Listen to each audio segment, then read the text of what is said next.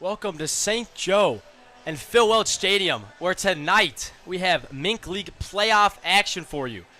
The Carroll Merchants take on the St. Joseph Mustangs. Tyler, we've been here all year long. We've made it to the playoffs. Man, are you ready for this or what? Oh, I'm so ready. I've been looking forward to this all year. Mustangs clinched their spot pretty early on. They kind of dominated the Mink League this year, no question. But one team they struggled pretty mightily against was the Carroll Merchants, a team coming in as the 6th seed, but knocking off Jefferson City 1-0. Absolute pitcher's duel yesterday. At the same time, the Mustangs have a guy, Denton Biller, arguably the most overpowering pitcher in their rotation. The only guy with a higher K/9 than him is Jaron Guck. But in terms of a starter, having 32 strikeouts and 25 innings, good for a 12.5 K/9 is outrageous. So I'm excited to see what Denton Biller has today, and really looking forward to just a good game, some playoff baseball here in the Mink League. Strike three, Denton Biller. And that's the start the Mustangs were looking for. They do tend to go for the long ball. Jake McClure just doing what Jake McClure does all season. Yeah, that's a very Jake McClure-like at-bat for the Merchants. Tyler, what can you tell me about starting pitcher Robertson? Well, we've seen him in the past. He's not overpowering by any means. A guy that tends to give up a lot of hits, but keeps the walk rate relatively down. So he pitches with some traffic, and when we've seen him, hasn't gone out of it that cleanly, but I'm sure he's a guy that battles and really gives his all on the mound. You never find him with a lot of bad body language. Just a guy that competes and doesn't show his emotions, which is something very valuable to have over the past couple weeks. Yeah, he's pitched well in July for the Merchants. And Bodenhausen shoots one out to left field, and that's going to be down. Bodenhausen's thinking about extra bases. He's going to get there safely, so a leadoff double for Noah Bodenhausen. He's getting things going the right way for the Mustangs.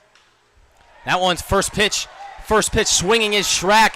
He shoots one up the middle. Some hesitation for Bodenhausen's going to keep him at third. That one's grounded to Oliver at shortstop. He's going to have to go to one. Just in time to get Freeman, but Noah Bodenhausen comes in to score. Jose usually pretty aggressive in these situations. Probably looking for something to drive right here. That's exactly what he does, and it's fair down the line. RBI for Jose, and he wants more. He's standing on second base now. Still only one out. Mustangs grow that lead 2-0. 3-0 count. Biller really needing to find it right here as he is in danger of walking the bases loaded, all with 2 outs. And that's what he's going to do. So it's a 4-pitch walk to Sashak right after the 5-pitch walk to Shepard. Felix doing a really good job saving a run, but no. They're saying it's got a piece of Justin Ricketts. For the spaghetti move. Strike three, Denton Biller.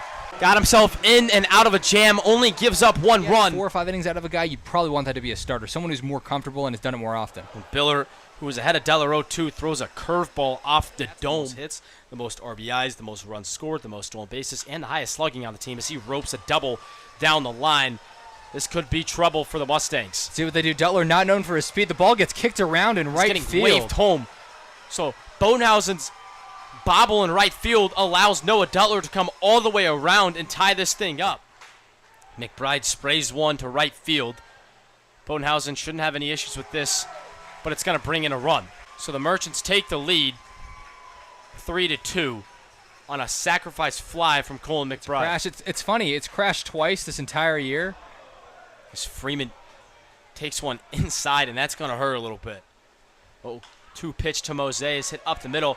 And some miscommunication between the middle infielders, and that's a run for the Mustangs as Darius Freeman comes in to score. A little bit more enticing, so batters aren't quite as comfortable as they were.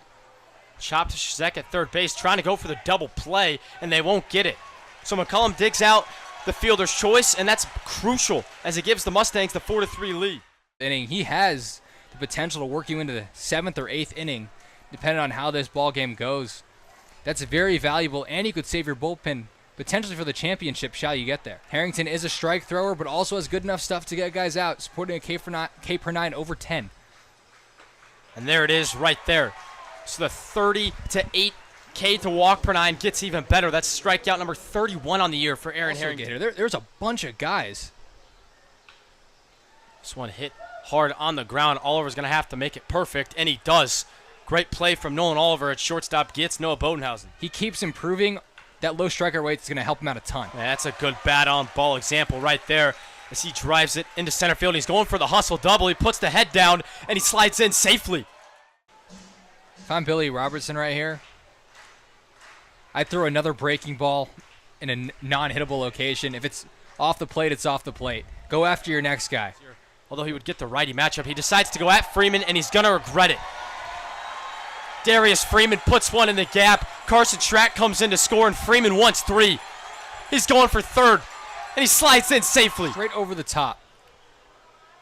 Harris hit that one pretty well to right field. Bodenhausen back to the track and brings it in.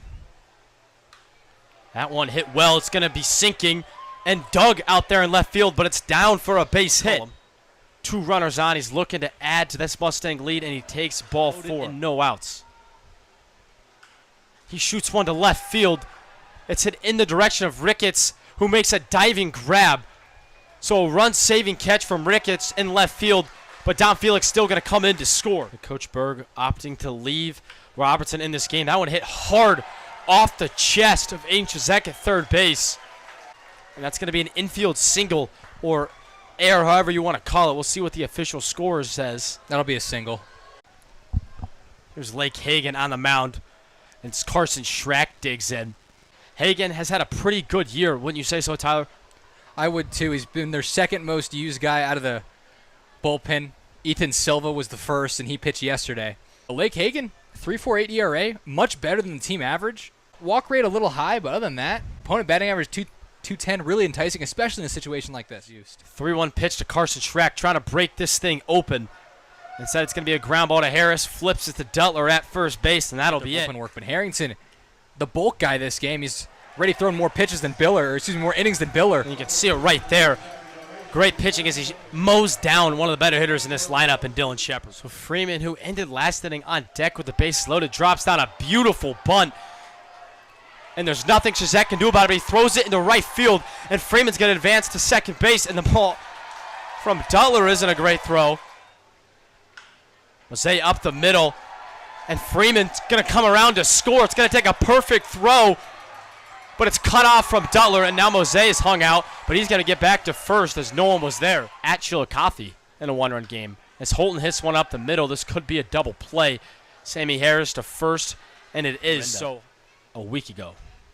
That one gets by, and here comes Mosey. It's going to be a play at the plate, and Shepard can't pick it up off the ground, so just nonchalant laziness back there. Doesn't call it a strike.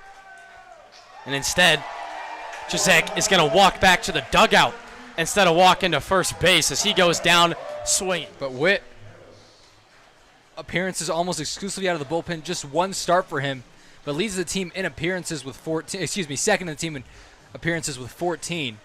And opponent batting average low, strikeout rate pretty high, and walk rate pretty low. That's all you want out of a reliever. And Bronco's the type of guy who could work 2 or 3 innings. He also has the capability to work out of a jam for some pitchers. Can come in with traffic and usually gets the job done. But Bronco Witt, a very versatile reliever, and really a blessing for the Mustangs this season. In the 8th inning, up 5. His run doesn't mean much.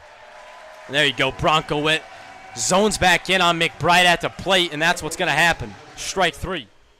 Freeman takes off, and Mosey crushes one down the line. Freeman wants third. He's going to get there.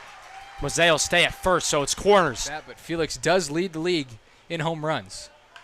Mosey is running, and it's going to save the double play and get the Mustangs a run, as that was 6-4-3. And Guck, he struggled as of late while the ERA was up a little bit, but the beginning of the year, man, was lights out. Second in the team in saves to Tim Teixeira, and has had really electric stuff. It's just gotten hit around a lot recently. Been leaving balls too much over the plate, but when he is on and painting corners, he's one of the hardest guys to hit in the major. You should be able to breathe a little, not too much going on. This one's going to be a short hop for Holton, who gloves it. High throw. Mosey uses the height. Great play by Jeter Mosey, showing off some serious athleticism. Went all the way up and then came down and applied the tag. 2-2 swung on and missed. So either way, Guck's going away with the strikeout. Leaders on the team struggled a bit, but if you can get this Jaron Guck, right things to will look Bruce, great. And that's it. The St. Joseph Mustangs are going to be playing for some trophies. They're going to the Mink League Championship for the 5th straight year. They win it 9-3 tonight over Carroll.